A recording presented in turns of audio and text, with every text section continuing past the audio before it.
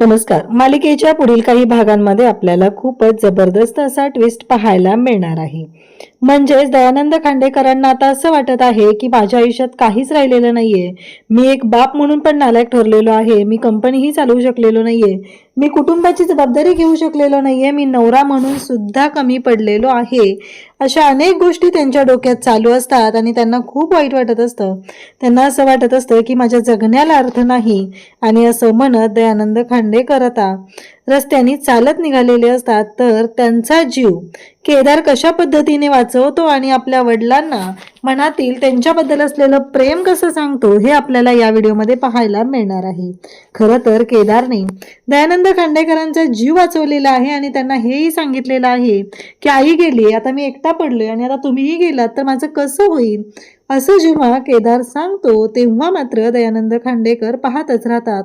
म्हणजे इतके दिवस तारिणी या दोघा बाप लेकाला एकत्र आणण्याचा प्रयत्न करत होते, पण फायनली तो दिवस आलेला आहे आणि केदारने त्याच्या वडिलांबद्दल त्याच्या मनात जे काय आहे ते आता बोलून दाखवलेलं आहे आणि दयानंद खांडेकर यांच्या डोळ्यात आनंदाश्रू आलेले आहेत. हे सगळं कशा पद्धतीने होणार आहे ते आपण आपल्या आजच्या या व्हिडिओमध्ये पाहणार आहोत. त्यासाठी व्हिडिओ शेवटपर्यंत पहा. त्याचबरोबर चॅनलवरती नवीन असाल तर चॅनलला नक्की सबस्क्राईब करा. इकडे आता स्वतःच एक नवीन गोष्ट मनाशी धरून बसलेलं असतं तो युवराजच्या डोक्यात एकच असतं, ते म्हणजे जोपर्यंत तारिणी येऊन माझी माफी मागत नाही तोपर्यंत मी खांडेकरांच्या घरी जाणार नाही. म्हणून बेलसर यांच्या घरी थैमान मांडून हा युवराज बसलेला असतो. आता आजी, त्याचबरोबर म्हणजे सुमी, त्याचबरोबर तारिणीची आई, निशीची आई, या सगळ्यांना युवराजचा त्रास होत असतो. निशीच्या आईची तर पुरती वाट लागलेली असते. युवराजचा स्वभाव कसा आहे ते आपल्याला चांगलंच माहिती आहे. युवराज कशा पद्धतीने वागत असतो हे सुद्धा आपल्याला माहिती आहे. आणि यामध्ये भरडली जात असते ती म्हणजेच इकडे तारिणी आता फोन करते आणि युवराजला यायला सांगते. तेव्हा युवराज म्हणतो अजिबात नाही, माफी सगळ्यांच्या समोरच मागावी लागणार आहे. अपमान सगळ्यांच्या समोर झालेला आहे तर माफी सुद्धा सगळ्यांच्या समोरच मागावी लागणार. तेव्हा तारिणी पाहतच राहते. आता केदारची अशी अजिबात इच्छा नसते की तारिणीने जाऊन युवराजची माफी मागावी. पद्मिनीने सुद्धा तारिणीला सांगितलेलं असतं की तुला युवराजची माफी मागावीच लागणार आहे. तेव्हा मात्र इकडे पद्मिनीला स्पष्टपणे तारिणी म्हणते की नाही, ते जमणार नाही. पण या सगळ्या गोष्टी जेव्हा घडत असतात तेव्हा मात्र तारिणी या ताईकडे विचार करत असते. तेव्हा चेतना म्हणते की वहिनी काय झाले, कसला विचार करताय तुम्ही. तेव्हा ती म्हणते की नाही कसला नाही विचार करत, आज या घरची मोठी सून आहे ना, तिचा स्वाभिमान जो आहे तो माझ्या युवीच्या पायाशी असणार आहे. कारण जोपर्यंत ती युवीची माफी मागत नाही तोपर्यंत माझा युवी घरात येणार नाही. अशा पद्धतीने ती सांगत असते. आता तेव्हा मात्र तारिणी इकडे वाटच बघत बसलेली असते की कधी एकदा गोष्टी ह्या सगळ्या आपल्या पद्धतीने होत आहेत, या गोष्टीचा विचार तारिणी करत असते.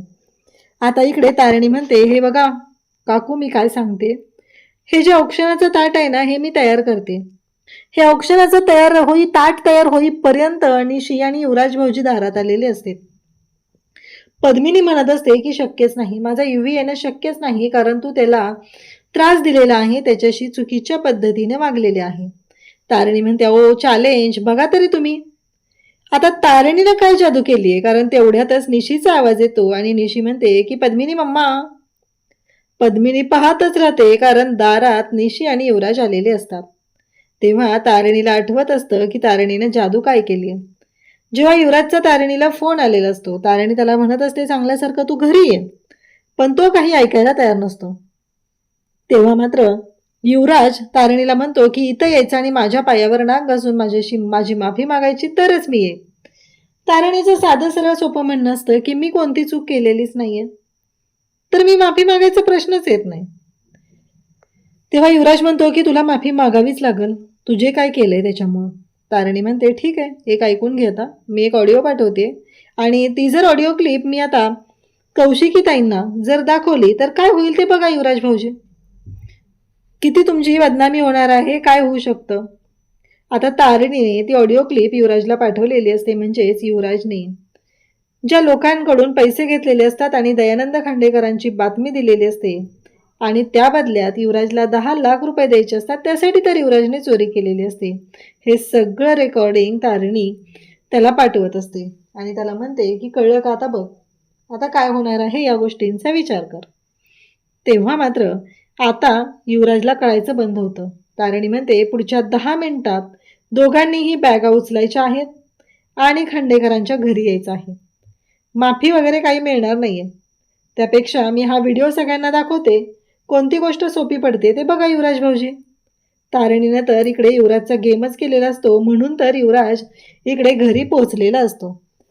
त्यानंतर आता दयानंद खांडेकरांना खूप वाईट वाटत असतं की केदारलाच्या बाबतीत पण तेच झालेलं आहे. देवकीशी मी चुकीचा वागलेलो आहे. त्याचबरोबर आता युवराजच्या बाबतीत पण तेच होते, मी त्याच्यावर चांगले संस्कार देऊ शकलेलो नाहीये. मी देवकीशी नवरा म्हणून चुकीचा वागलोय. कंपनी माझ्याकडे होती, कंपनी मी चांगल्या पद्धतीने सांभाळू शकलेलो नाहीये, तेव्हा सगळ्या लोकांचं नुकसान माझ्यामुळे झालंय. असे सगळे विचार दयानंद खांडेकर यांच्या मनात सुरू झालेले असतात. त्यांना खूप वाईट वाटत असतं. त्यांचं म्हणणं असतं की माझा मुलगा सुद्धा आता मला साधा बाबा म्हणून सुद्धा हाक मारत नाही. कारण दयानंद खांडेकरांना एकच अपेक्षा असते की मला आता केदारने बाबा म्हणून हाक मारावी. युवराज तर त्यांच्याशी गोड बोलतो किंवा जे काय बोलतो ते फक्त त्याला प्रॉपर्टी हवी आहे म्हणूनच बोलतो. कारण युवराजचं तर म्हणणं पण आहे की ही प्रॉपर्टी माझ्या नावावर करून टाका. खरं तर तारणी आणि केदारला या कोणत्या प्रॉपर्टीची हवी नाही आणि त्यांना गरजही नाही. आता मात्र प्रश्न उभा राहिलेला असतो आणि मग दयानंद खांडेकर रात्रीच्या वेळीच घरातून बाहेर पडतात. त्यांना खूप वाईट वाटलेलं असतं. त्यांच्या डोक्यात एकच सुरू असतं की नाही, काहीही झालं तरीही माझ्या बाबतीत जे काय झालेलं आहे ते मला पटत नाहीये, मी जगण्याच्या लायक नाहीये असं म्हणून ते घराच्या बाहेर पडलेले असतात आणि एका गाडीखाली जाऊन जीव द्यायचं ठरवतात. समोरून ट्रक येत असतो.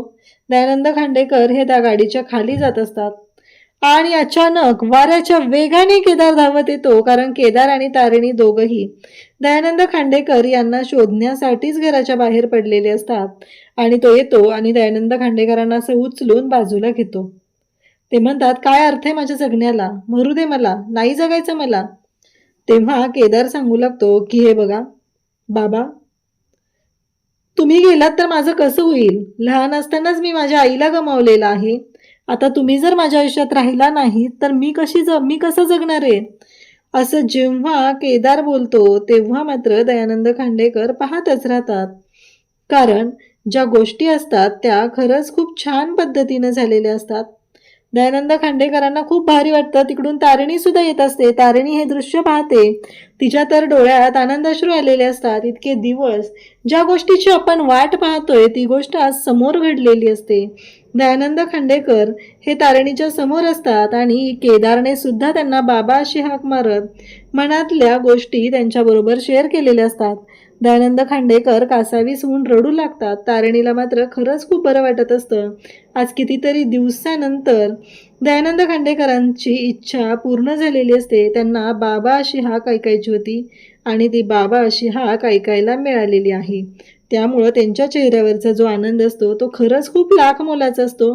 आणि आज केदारला सुद्धा बरं वाटत असतं. आई गेल्यापासून जे पोरकं झालेलं लेकरू होतं ते आज आईसारखंच बाबांचं प्रेमही त्याला मिळणार आहे. कारण आई आणि बाबा दोघांचं प्रेम दयानंद खांडेकर आता त्याला देणार आहेत. ह्या गोष्टीची जाणीव त्याला सुद्धा झालेली असते आणि दोघांनीही एकमेकांना मिठी मारलेली असते. तेव्हा तारणीला खूप छान वाटतं आणि तारणी सुद्धा तिथं आलेली आहे. त्याच वेळेस तारणी हे सगळं पाहते आणि तिला खूप आनंद झालेला आहे. फायनली केदार आणि दयानंद खांडेकर आता एकत्र आलेले आहेत. अशाच अपडेटसाठी चॅनलशी कनेक्ट राहा. थँक्यू.